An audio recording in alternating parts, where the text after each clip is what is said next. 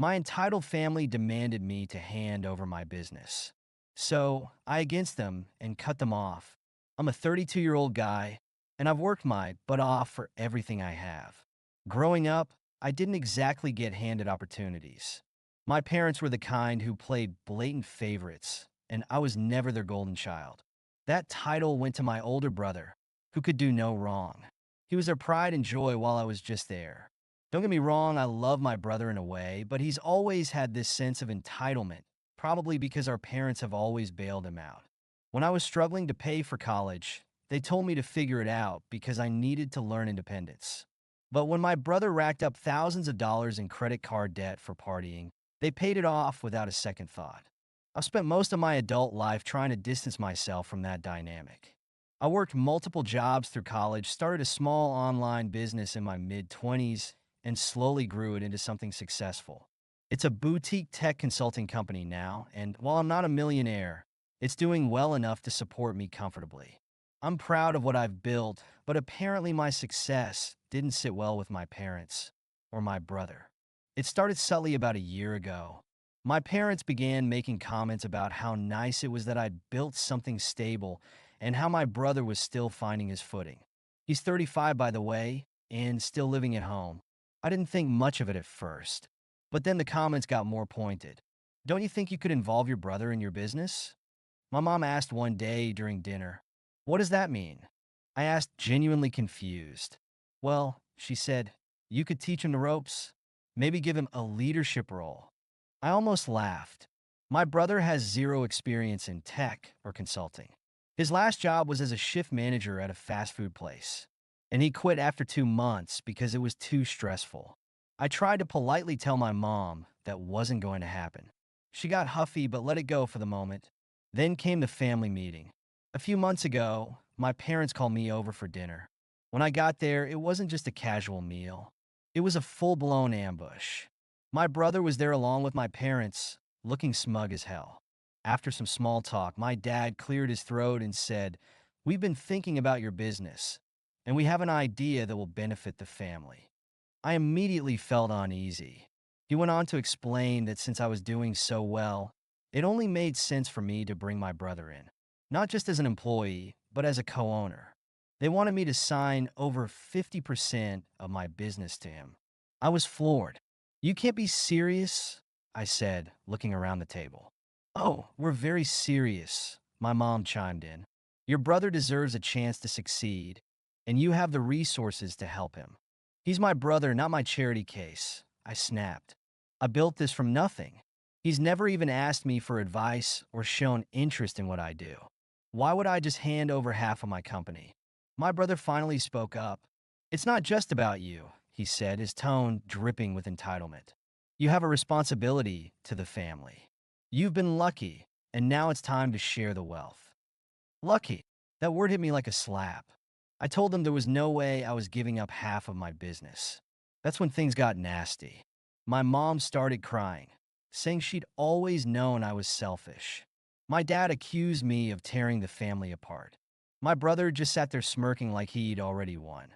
They tried every tactic in the book: guilt tripping, emotional blackmail, even outright threats.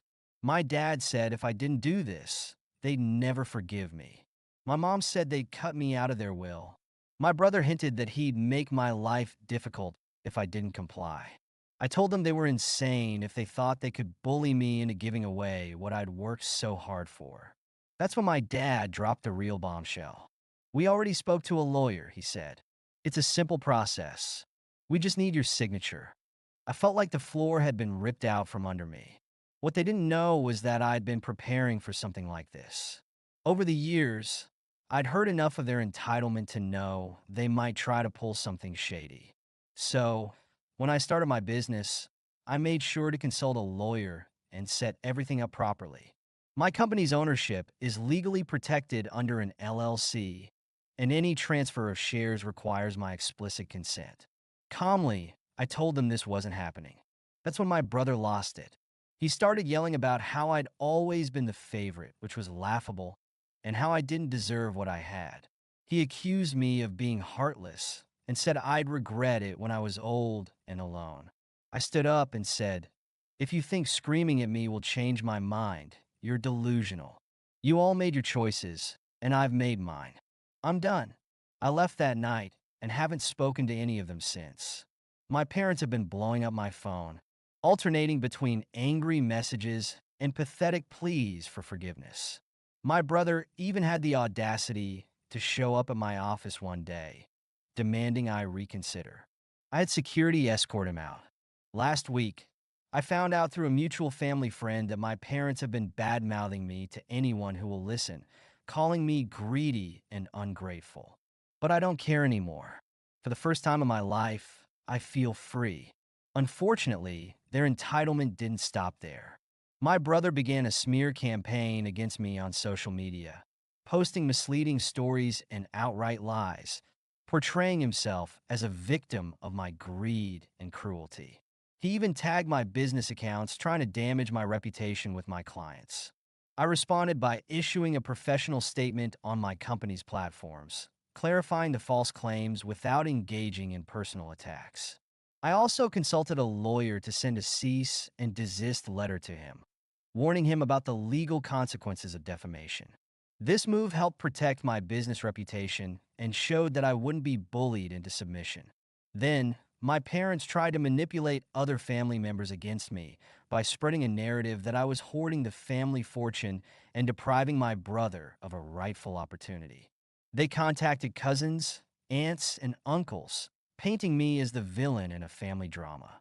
Instead of confronting each family member individually, I arranged a Zoom call where I calmly explained my side of the story, ensuring transparency.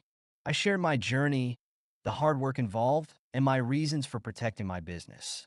This direct communication helped me clarify misunderstandings and maintain some family relationships, despite my parents' efforts. In a more drastic step, my brother tried to interfere with my business directly by attempting to poach my employees. He offered them higher salaries and spread rumors that my company was unstable and I was planning to sell it soon. I held a company meeting where I openly discussed these tactics with my team.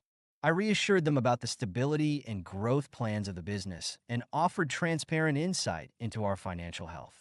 I also enhanced employee benefits slightly to show my appreciation and commitment to their welfare, which helped in retaining their loyalty and trust.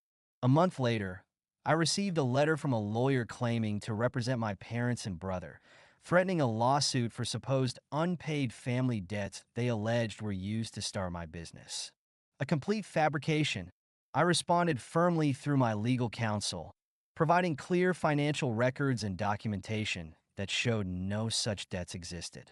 My lawyer prepared a comprehensive defense, indicating not only the baselessness of their claims, but also highlighting their attempts at extortion. We threatened a countersuit for harassment and malicious prosecution, which quickly led to the withdrawal of their legal threats. This whole ordeal was exhausting, but enlightening. I realized that my family's toxic behavior was not just about money or success. It was about control. They could not stand the fact that I was independent and beyond their reach. Cutting off my family wasn't an easy decision, but it was necessary. They showed me they don't see me as a person, just a resource to exploit. And as much as it hurts to walk away, I'd rather be alone than surrounded by people who don't respect me. If you're dealing with entitled family members, my advice is this: stand your ground. You don't owe anyone your hard-earned success, no matter how much they try to guilt you into thinking otherwise. Life's too short to spend it on people who don't appreciate you. Instead, invest your time and energy into those who do. Thank you so much for listening to my story. If you have any thoughts, I'd love to hear them, so please leave a comment. Don't forget to like and subscribe if you want more stories like this one.